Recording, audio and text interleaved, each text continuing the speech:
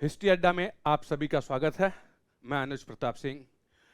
हम जो हैं बात कर रहे थे उसकी कि जो है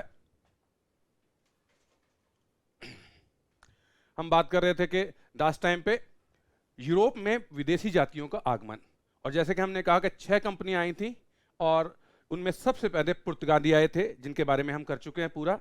अब जो है दूसरे नंबर पर हम डचों के विषय में थोड़ा बहुत करेंगे, ठीक है। लास्ट में आप देख सकते हो, लास्ट वीडियो में मेरे उसी से कनेक्ट करना है।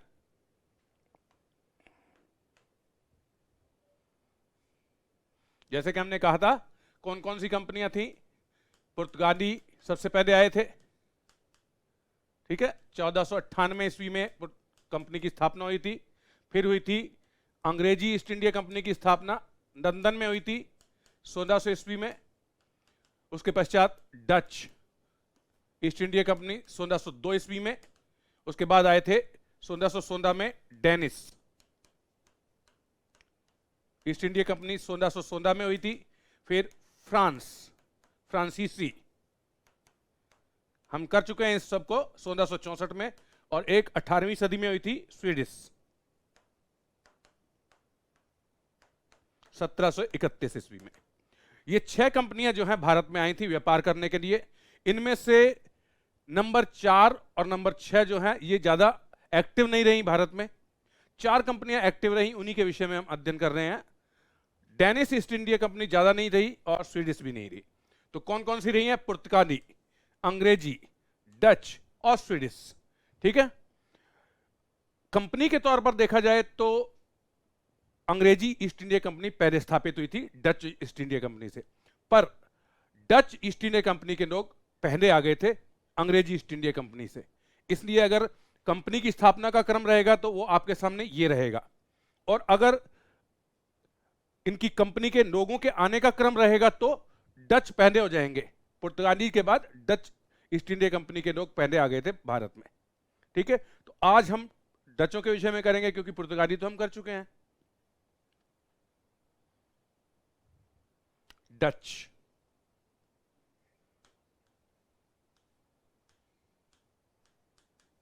ईस्ट इंडिया कंपनी 1602 ईस्वी। जैसे कि हम जानते हैं कि डच जो हैं ये हॉलैंड के निवासी हैं। हॉलैंड यानी नीदरलैंड। डच हॉलैंड के निवासी हैं, या नीदरलैंड भी कह सकते हैं, ठीक है। 1602 में डच ईस्ट इंडिया कंपनी की स्थापना हुई और ये अंग्रेजों से पहले आए। अब बात आती है कि डच ईस्ट इंडिया कंपनी जो है उसने सबसे पहली कोठी या व्यापारिक कोठी की स्थापना भारत में कहां की थी? मसूलीपट्टनम। 1605 में उन्होंने प्रथम व्यापारिक कोठी भारत में जो स्थापित की थी मसूलीपट्टनम में की थी। हालांकि इनका उद्देश्य जो था मसाला द्वीप पुंज पर अपना अधिकार बनाना था, और मसाला द्वीप किसे कहते हैं? इंडोनेशिया को। इंडोनेशिया पर इन्होंने जो है, क्योंकि पहले पुर्तगालीज का अधिकार था वहां इंडोनेशिया पर, फिर क्या है कि डचों ने उन क्षेत्रों को ज्यादा चुना जहां पुर्तगाली थे। भारत में भी इन्होंने पुर्तगालियों को काफी हद तक जो है गोवा में सीमित कर दिया था। चुटपुट भिड़ंत होती रही आपस में और उनको जो है गोवा तक सीमित कर दिया। पर जैसे कि मैंने कहा कि डच ईस्ट इंडिया कंपनी 1602 में स्थापित हुई, पर पहला डच आने वाला व्यक्ति 1596 में था, कार्नेलिस डहस्तमान।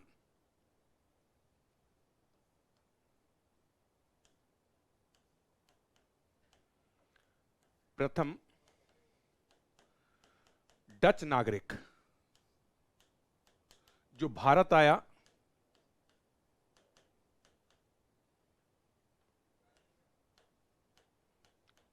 कार्नेलिस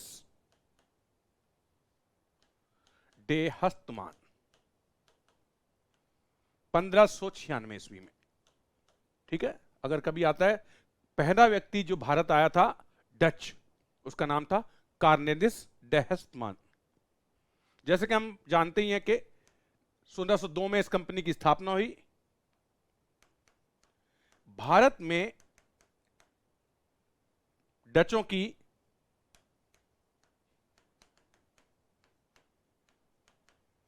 प्रथम व्यापारिक कोठी कहां स्थापित हुई थी? मछलीपट्टनम, मछलीपट्टनम भी कह देते हैं, तमिलनाडु में है ये। 1605 में ये स्थापित हुई थी। भारत में डचों की प्रथम व्यापारिक कोठी की स्थापना 1605 में मछलीपट्टनम में होती है, जो कि तमिलनाडु में है। ठीक है,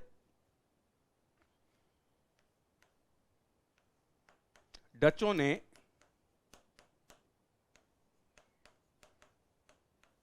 मसाला व्यापार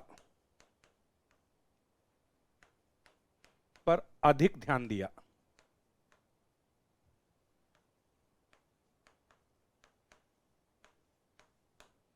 ठीक है, तो Dutch east India company, Bharat में 4 ईस्ट इंडिया कंपनियों की हम बात कर रहे हैं। पहले पुर्तगाली कर चुके हैं, फिर डच, अंग्रेज और फिर अंत में फ्रांसीसी। फिर इनमें आपस में जो है राजनीतिक लड़ाई आरंभ हो जाएगी, जिनकी हम चर्चा करेंगे। तो शुरू में जो है पुर्तगालियों ने कब्जा किया, जैसे कि हम जानते हैं, और उसके पश्चात जैसे हम जानते हैं कि डच जो है ये आए। 1602 में डच ईस्ट इंडिया कंपनी की स्थापना होती है। जबकि भारत आने वाला पहला डच नागरिक जो था कार्नेलियस डहस्तमान था।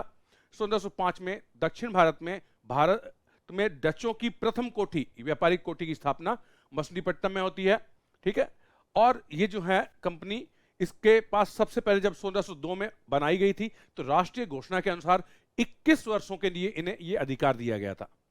हालांकि अंग्रेजों के बारे में आप पढ़ेंगे कि उन्हें शुरुआत में 15 वर्षों का अधिकार पत्र प्राप्त हुआ था, पर डचों को 21 वर्ष का जो है ये प्राप्त हुआ, और 65 लाख गिंडर में ये स्थापित हुई थी। हालांकि वहां की जो, जिसको हम कहते हैं अपने भारत का जो रुपया है, इसी प्रकार से वहां गिंडर चला करते थे। तो 65 लाख गिंडर में इस कंपनी की स्थापना हुई थी। और ये कंपनी जो है राजकीय कंपनी नहीं थी, हालांकि राजकीय घोषणा इसके लिए 21 वर्ष की हुई थी। इसका मतलब ये नहीं है कि ये गवर्नमेंट की थी। इन सभी कंपनियों में गवर्नमेंट की एक ही कंपनी थी, और वो थी फ्रांसीसी। ठीक है, ध्यान रखना, कभी अब क्वेश्चन आ सकता है कि भारत आने वाली ईस्ट इंडिया कंपनियों में एकमात्र राजकीय कंपनी कौन सी थी? तो वो फ्रांसीसी थी, वो राजकीय थी, गवर्नमेंट की थी।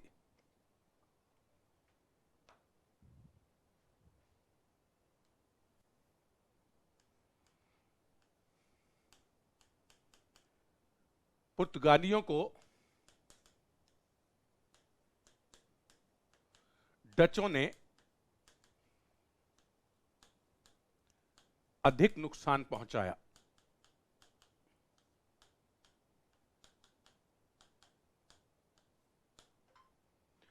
पुर्तगालियों का डचों ने अधिक नुकसान पहुंचाया, क्योंकि जहां जहां पुर्तगाली थे, वहां फिर डचों ने जो है उनको छोटे मोटे जो छिटपुट संघर्ष होते हैं, उनमें छोटी छोटी लड़ाइयों में उनको पराजित करना शुरू किया। यहां तक कि इंडोनेशिया पर भी पहले पुर्तगाली का अधिकार था, सिलोन यानी श्रीलंका पर भी इनका अधिकार था, मलक्का पर भी इनका अधिकार था। तो फिर इनको पुर्तगालियों ने वहां से खदेड़ दिया। उन्होंने पुर्तगालियों को जो है यहां गोवा में भी घेरा डाला था, और भारत में भी इनको बिल्कुल सीमित कर दिया। गोवा, दमन और दीव, आप सभी जानते हैं, पुर्तगाली ईस्ट इंडिया कंपनी के बारे में हम पहले कर चुके हैं। उसमें मैंने सभी ये विस्तार से बताया था किस प्रकार से पुर्तगाली गोवा, दमन और दीव में सीमित हो गए। और आप जानते ही हैं 1961 में गोवा, दमन और दीव स्वतंत्र हुए थे, जबकि भारत 1947 में स्वतंत्र हो चुका था। किंतु गोवा कब हुआ है? 1961 में। दमन और दीव भी, दमन और दीव आप जानते ही हैं, ये अपने जो है भारतीय उसमें आते हैं, जो केंद्र शासित प्रदेश, यूनियन टेरिटरी, यूटी। पुर्तगालियों का डचों ने अधिक नुकसान पहुंचाया। इंडोनेशिया पर पहले पुर्तगालियों का अधिकार था।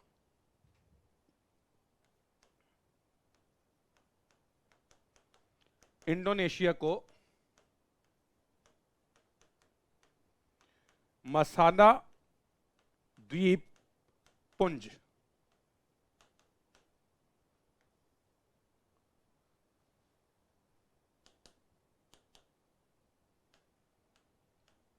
कहा जाता था।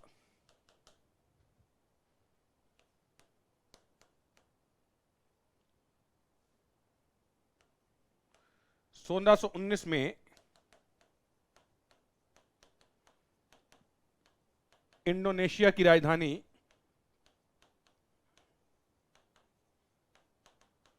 जकार्ता पर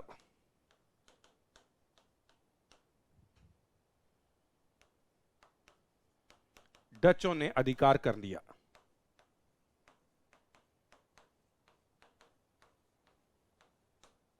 ठीक है, इंडोनेशिया पर यानी राजधानी पे कर लिया, तो एक प्रकार से इंडोनेशिया पर 1619 में डचों ने पुर्तगालियों को वहां से हराया और किसका अधिकार हो गया? डचों का। हॉलैंड का अधिकार अब हो गया था इंडोनेशिया। इंडोनेशिया को मसाला द्वीप पुंज भी कहा जाता है। उस समय वो गरम मसालों के लिए काफी प्रसिद्ध था, या मसालों के लिए प्रसिद्ध जो देश था वो इंडोनेशिया था उस समय। ठीक है, वर्तमान में विश्व में सर्वाधिक मसाले जो हैं या गरम मसाले भारत में तैयार किए जाते हैं। ठीक है, तो ध्यान रखना। और डचों का पूरा ध्यान मसालों पर ज्यादा केंद्रित था।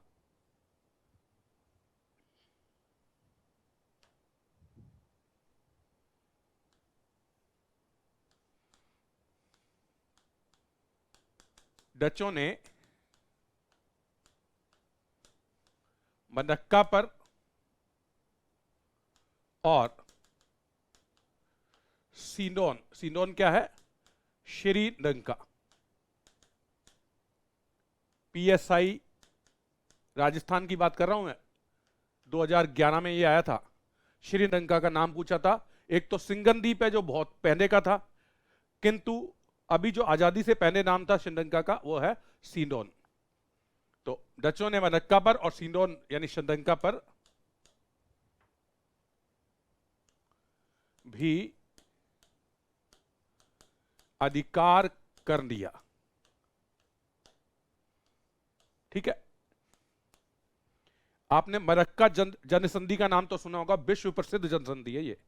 दो बड़े महासागरों को जोड़ती है, प्रशांत महासागर और हिंद महासागर को जोड़ने वाली जनसंधि या जन डमरू मध्य है ये। और दुनिया का सबसे बड़ा जन डमरू मध्य है मलक्का। दो महाद्वीपों को जोड़ती है, करीब 805 किलोमीटर के बराबर लंबाई में है ये मलक्का जनसंधि। और कहां है?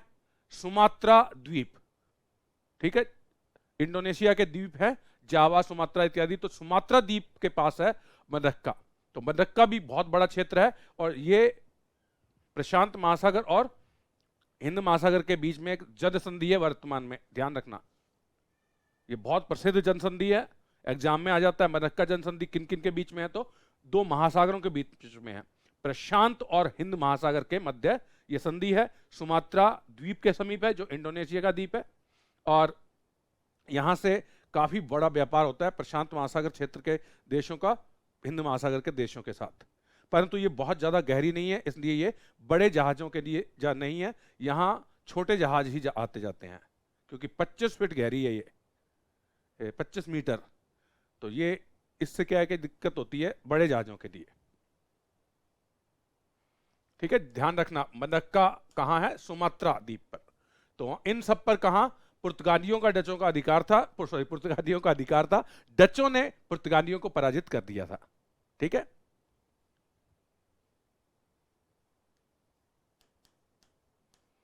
भारत में भी डचों ने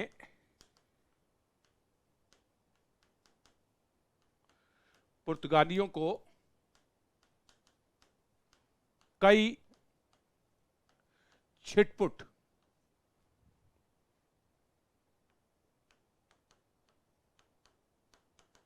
लड़ाइयों में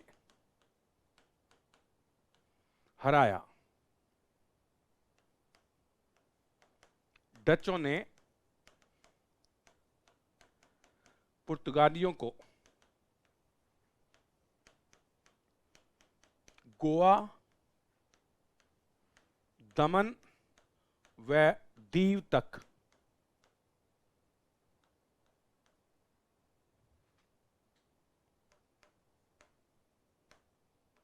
सीमित कर दिया। ठीक है, इन्होंने क्या है कि डचों ने बंगाल के अंदर भारत में पहली व्यापारिक कोठी कहां स्थापित की थी? मसुलीपट्टम 1605 में। इन्होंने 1651 में बंगाल में पीपनी में पहली व्यापारिक कोठी स्थापना की। भारत में तो मसुलीपट्टम में और बंगाल में पीपनी में। उन्होंने हुगली के समीप जो है चिंसुरा नामक स्थान पर एक और व्यापारिक कोठी 1653 में स्थापित की। वहीं पर चिंसुरा में इन्होंने जो है गुस्ताविस किले का निर्माण करवाया। चिंसुरा में गुस्ताविस किले का निर्माण करवाया था, ध्यान रखना।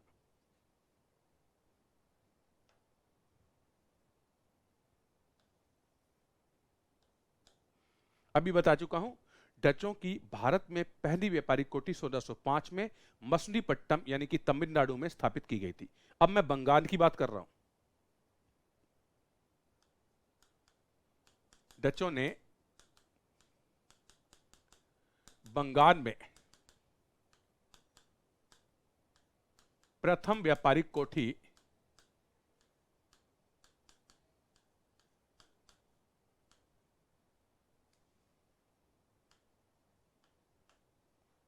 पीपनी में स्थापित की।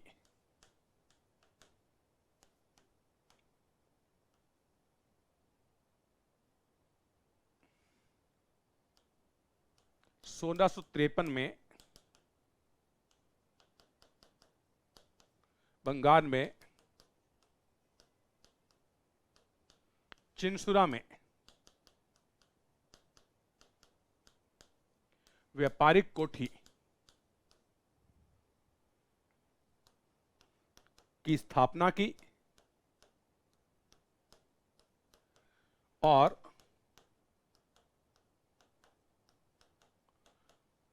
गुस्ताविस किले का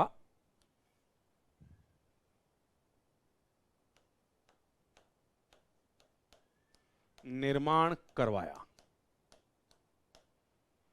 ठीक है, तो ध्यान रखना इस बात को विशेष रूप से। मैं कई बार ज्यादा बार कह देता हूं तो कई बार आप बोर भी हो सकते हो, पर याद रखने के लिए अनिवार्य है मैं किन बातों पे जोर दे रहा हूं। हम रट्टा मार देते हैं, कई बार बहुत बड़ी गलती कर देते हैं, और क्योंकि रट्टा भूना जाता है तो चिंतन क्रिया भी जरूरी है। तो भारत में पहली डचों की व्यापारिक कोठी 1605 में मसुलीपट्टम तमिलनाडु में स्थापित हुई। बंगाल में डचों की पहली व्यापारिक कोठी पीपनी में स्थापित हुई, जबकि 1653 में चिंसुरा में उन्होंने व्यापारिक कोठी की स्थापना की तथा वहां एक किले का निर्माण करवाया, जिस किले का नाम था गुस्ताविस किला। पुलिकट तमिलनाडु में एक जगह है।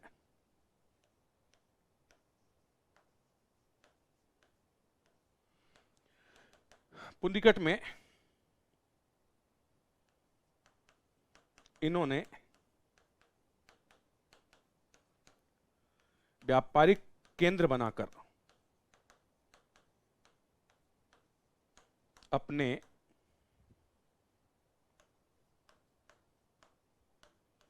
सिक्के ढांडे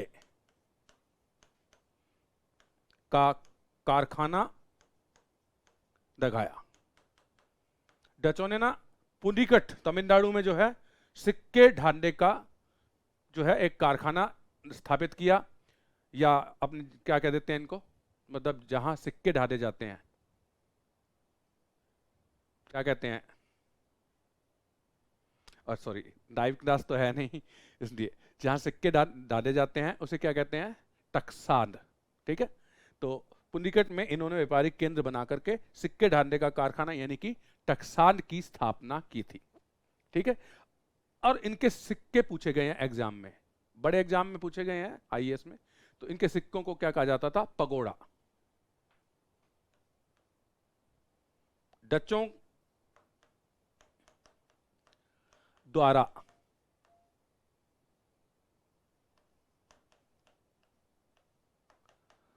ढाले गए सिक्कों को पगोड़ा कहा जाता था। ठीक है, तो ये हमें याद रखना है कि पगोड़ा पूछा गया है। पगोड़ा किनके द्वारा सिक्के ढाले गए थे? डचों के द्वारा ढाले गए सिक्के। डचों ने भारत में अपनी टकसाल कहां स्थापित की थी? पुलिकट, तमिलनाडु में। इन्होंने जो है गुस्ताविस किले का निर्माण कहां करवाया? चिंसुरा, बंगाल में। ठीक है, भारत में डचों की पहली व्यापारिक कोठी कहां थी? 1605 मछलीपट्टनम में। डचों ने सबसे ज्यादा नुकसान किसे पहुंचाया? पुर्तगालीज को, और उन्हें गोवा, दमन और दीव तक सीमित कर दिया। परंतु डचों की नौसेना शक्ति जो है अंग्रेजों से कमजोर थी, अतः अंग्रेजों ने 1759 में इन्हें भारत से भगा दिया, और इस युद्ध को कहते हैं बेदरा का युद्ध।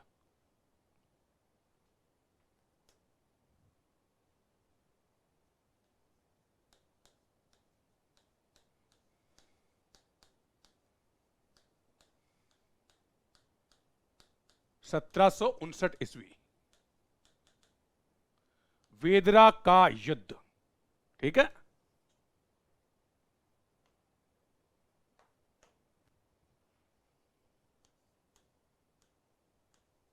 यह युद्ध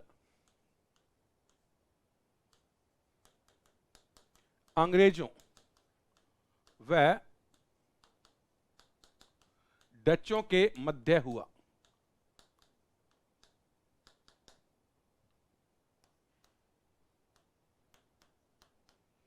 इस युद्ध में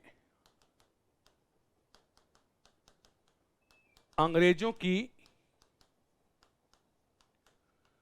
पूर्ण विजय हुई।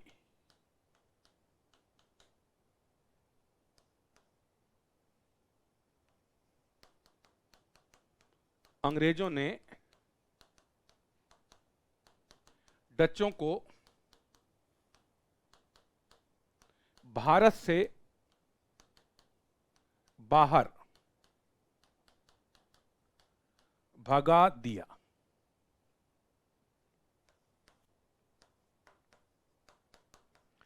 डचों की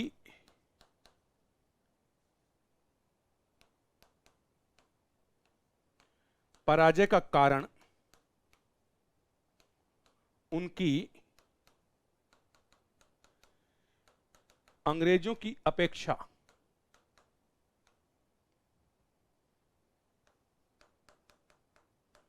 नौसेना का कमजोर होना था। साथ ही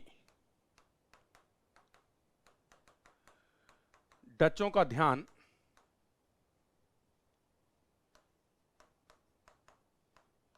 मसाना द्वीपपुंज यानी कि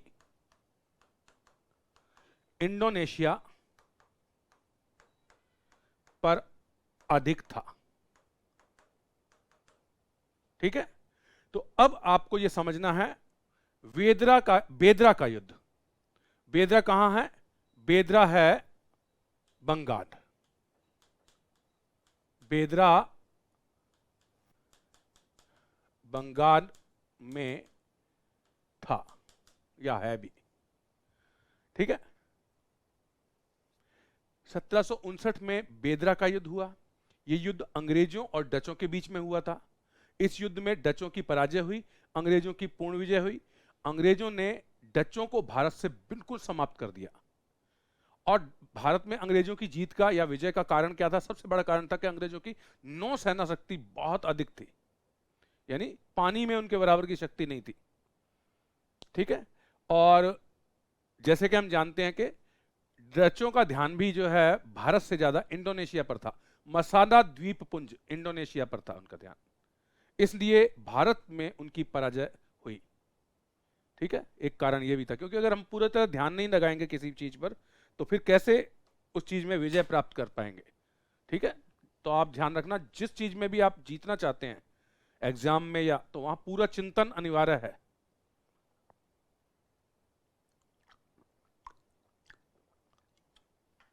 पूरा ध्यान लगाना अनिवार्य है। ठीक है, अगर आपका ध्यान कहीं और है तो आप उसमें थोड़ा सा कम कर रहे हो, उसका मतलब कहीं और ध्यान है तो उस चीज में कम हो रहा है, इसका मतलब जो। ठीक है, तो ये जो है आपको समझ में आ गया होगा। डचों का मैं पूरा एक बार फिर बता देता हूं आपको शुरू से ही। देखिए, मैंने आपको बताया था कि ये 6 कंपनियां भारत में समय समय पर आई थी, बनी थी।